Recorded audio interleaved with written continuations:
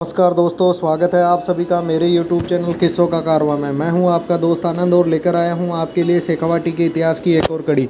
जी हां दोस्तों, पिछले अध्याय में अपन ने पढ़ा कि चांद सिंह जी सीकर के राजा थे, लेकिन उनके बड़े भाई समर सिंह जी ने सीकर और फतेहपुर पर जबरन कब्जा कर लिया और चांद सिंह जी को बल्लारा जाने के लिए मजबूर कर दिया।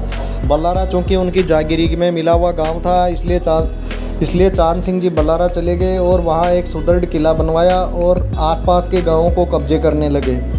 उसके कुछ समय पश्चात विक्रमी 1810 में चांद सिंह जी को एक पुत्र की प्राप्ति हुई, जिसका नाम उन्होंने देवी सिंह रखा। और किस्मत का करिश्मा देखिए, कुछ ही समय पश्चात विक्रमी 1811 में समर सिंह जी का भी सीकर में देहांत हो जाता है और उनके बड़े पुत्र नाहर सिंह जी को सीकर की गद्दी पर बिठाया जाता है। लेकिन हुआ कुछ ऐसा कि वो कुछ संगतियों में पड़कर नशा करने लगे और राजकाज से बेखबर रहने लगे। इन सब चीज़ों से प्रजाजन बड़े दुखी थे और वो चांद सिंह जी को पुनः सीकर का राजा बनाना चाहते थे। एक बार जयपुर नरेश माधो सिंह जी ने सीकर की रक्षा का प्रभार चांद सिंह जी को लेने के लिए कहा, लेकिन चांद सिंह जी ने गृह क्लेश से डरते हुए इसके लिए मना कर दिया।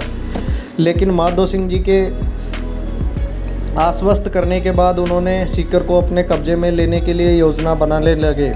इसके पश्चात चांद सिंह जी ने अपने कुंवर देवी सिंह जी को हर्ष की जात दिलाने के नाम पे चले आए और 10 रथ और बैली में अपने वीर योद्धाओं को छुपा लाए और सीकर के गेट दरवाज़ा खटखटाया।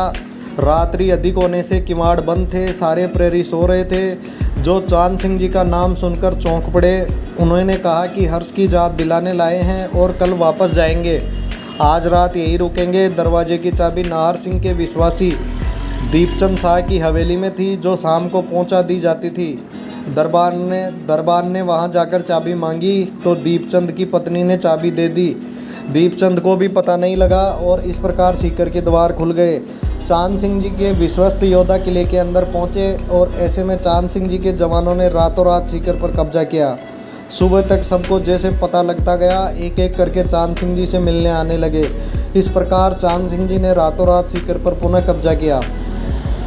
इन्हीं चांद सिंह के समय लुटेरों का उपद्रव खूब बढ़ा हुआ था और कासली के गांव में चोरियां होने लगी थी, लेकिन चांद सिंह जी की सेना ने रात भर पहरा देकर चोरों को भगाया। उसी के बारे में एक दोहा लिखा गया है और कहा गया है, सीकर के इतिहास में चुगी चुगी चांदी मोरियो, 84 का चोर, शत्रु सब कापन लगे, पड़्यो कासली शोर। तो दोस्तों, इस प्रकार चांद सिंह जी का कुशल प्रबंधन ही था जिसकी वजह से सीकर को एक नई दिशा मिली और मध्यप राजा नाहर सिंह जी को अपदस्थ करके चांद सिंह जी सीकर की बागडोर को अपने हाथ में लेते हैं और सीकर के शासन को बखूबी चलाते हैं। अगली कड़ी में इनके बारे में और पढ़ेंगे। जब तक जुड़े रहिए मेरे चैनल किस्सों का कारवां से। और आपको सीकर के इतिहास के किस्से पसंद आते हैं तो चैनल को लाइक शेयर सब्सक्राइब अवश्य कीजिए। धन्यवाद दोस्तों।